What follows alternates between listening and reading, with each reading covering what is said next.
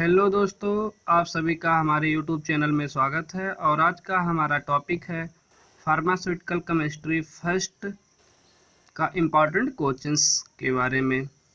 हम आपको इसमें बताएंगे कि बोर्ड एग्जाम में सबसे ज़्यादा कौन कौन प्रश्न है जो बहुत ज़्यादा ही इम्पॉर्टेंट है। चलिए अब हम बात करते हैं। जैसे फर्स्ट क्वेश्चन से हमारा आता है right short notes on. Short note लिखने के लिए आता है जैसे बोरिक एसिड के बारे में, जिंक क्लोराइड के बारे में, कैल्शियम कार्बोनेट के बारे में, एलम मीन्स होता है फिटकरी, जिंक ऑक्साइड, क्लोरीनेटेड लाइम, इन सब के बारे में शॉर्ट नोट लिखने के लिए आता है। और एक अलग से प्रश्न ये बना के आता है जीएम काउंटर के बारे में। जीएम मीन्स होता है गीगर मूलर काउंटर। ऐसा सेकंड है हमारा प्रश्न, describe physical properties, medicinal use and chemical incompatibility of any four of the following. यानी आपको ऐसे ढेर सारे मतलब 5 दिए रहेंगे, उस 5 जो है आपको ऐसे प्रश्न में दिए रहेंगे प्रश्न, उसमें से 4 करने के लिए आता है।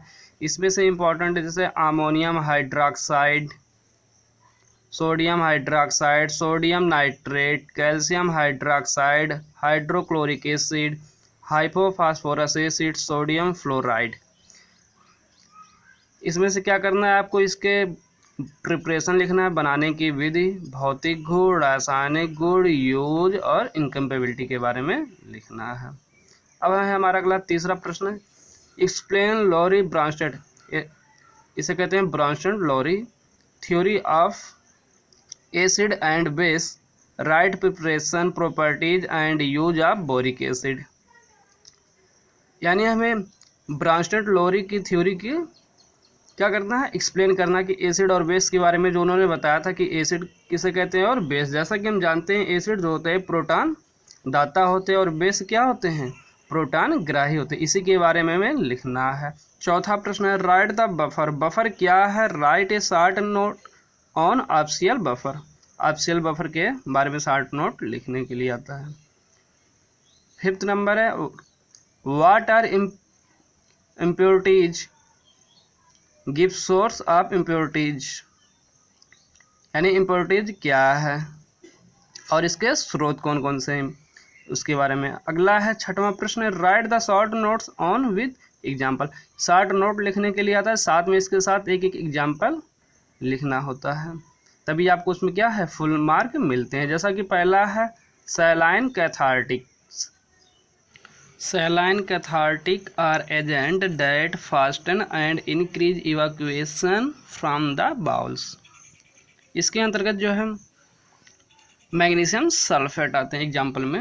इनहेलेंट्स, आपको इनहेलेंट्स के बारे में डिस्क्राइब करना है। इसके बाद एग्जाम्पल में आपको जो है कार्बन डाइऑक्साइड और नाइट्रस ऑक्साइड याद करके आना है। उसमें से आप नाइट्रस ऑक्साइड बहुत ही इंपॉर्टेंट है, याद करके आना है और उसे लिखना है, कार्बन डाइऑक्साइड और नाइट्रस ऑक्साइड में से एक।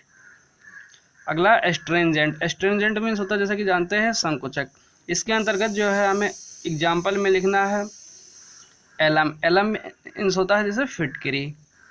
ऐसे एंटासिड। एंटासिड के बारे में आप डिटेल लिखेंगे। एंटासिड मतलब होता है जैसे कि अम्लत्व नाशक या खट्टापन दूर करने वाला। और इसमें एग्जाम्पल के रूप में जो है एल्युमिनियम हाइड्रोक्साइड जेल एवं सोडियम बाइकार्बोनेट जो है, दोनों एग्जाम्पल बहुत ही इंपॉर्टेंट है। उनमें से आपको एक लिखना पड़ेगा डेफिनेशन के साथ एक एग्जाम्पल, तभी आपको फुल मार्क मिलेंगे। ठीक इसी प्रकार एसिडिफाइंग एजेंट है। एसिडिफाइंग एजेंट के अंतर्गत आपको डाइल्यूट HCl अर्थात हाइड्रोक्लोरिक अम्ल याद करके आना है, क्योंकि जब आप डेफिनेशन देंगे एसिडिफाइंग एजेंट तो उससे आपको फुल मार्क नहीं मिलेंगे जब तक कि इसके एग्जाम्पल नहीं लिखेंगे। और इसके एग्जाम्पल में सबसे ज़्यादा इंपॉर्टेंट है डाइल्यूट हाइड्रोक्लोरिक एसिड।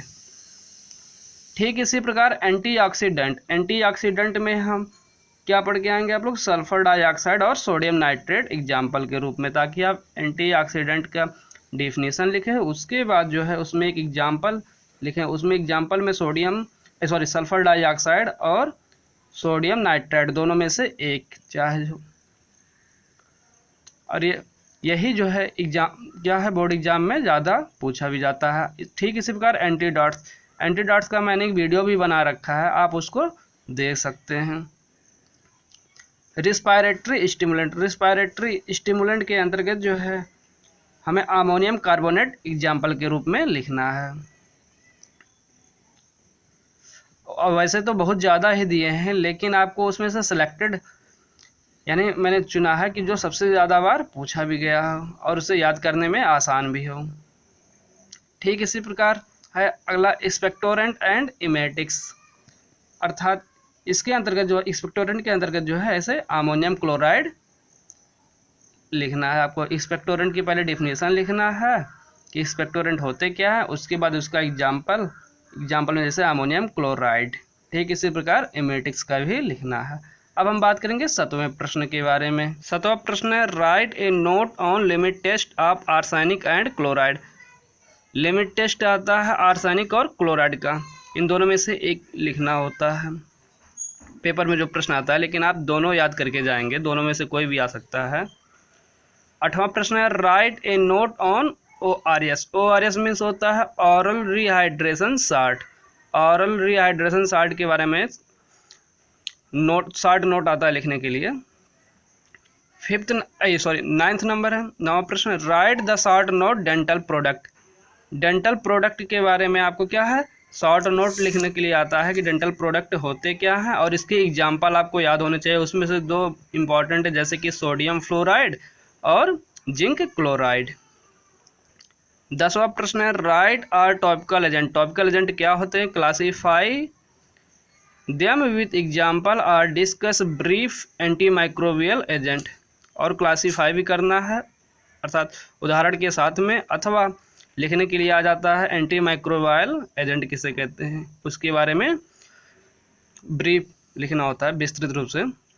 11वां प्रश्न है inorganic official compounds of iron and iodine. Iron और आयोडीन के ऑप्शियल कंपाउंड के बारे में लिखने के लिए आता है। जैसा कि हम बताते हैं आयोडीन का होता है आयोडीन, IPBP लिखते हैं। IPBP का मतलब इंडियन फार्माकोपी और ब्रिटिश फार्माकोपी। अगला ऐसे पोविडीन आयोडीन सोल्यूशन, ये ब्रिटिश फार्माकोपिया, ऐसे आपको लिखने के लिए आता है। उसके बाद 12वां क्वेश्चन से हमारा importance of quality control of drug. Drug के क्वालिटी कंट्रोल के महत्व के बारे में लिखना है। लास्ट प्रश्न है 13 नंबर, what are radiopharmaceutical. Radiopharmaceutical क्या है, व्हाट आर देयर यूज, इनके यूज क्या हैं। गिव 2 एग्जाम्पल, 2 उदाहरण देना है for radiopharmaceutical with their specific use. Radiopharmaceutical जो है इनका विशेष उपयोग कहाँ किया जाता है, इसके बारे में। दोस्तों ये बहुत ही इम्पोर्टेंट क्वेश्चन है, अगर आप इतना याद करके जाएंगे तो शायद बहुत ही अच्छा नंबर आप बोर्ड एग्जाम में गेन कर पाएंगे। दोस्तों अगर हमारा वीडियो आपको अच्छा लगा हो तो प्लीज़ इसे लाइक और सब्सक्राइब कीजिए और अपने दोस्तों के साथ शेयर करना ना भूलिए।